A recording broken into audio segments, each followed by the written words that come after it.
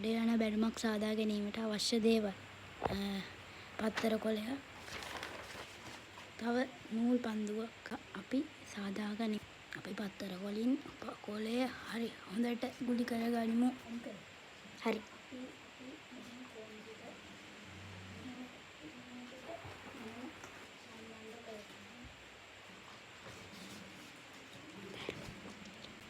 අපි දැන් මෙහෙම සාදාගත්තා. අපි දැන් මේක වටේට නූල් එක ඔතමු.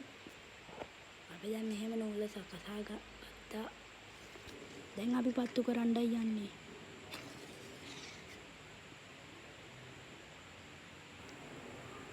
මෙහෙම කොන් හතර පුච්ච ගන්න ඕනේ අපි. ඊට පස්සේ මෙන්න යන්නේ දැන්.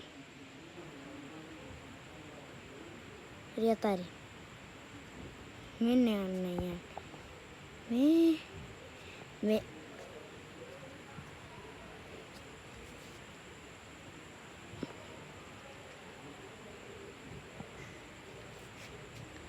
අර වලට පේනවති අර අතන යනවා.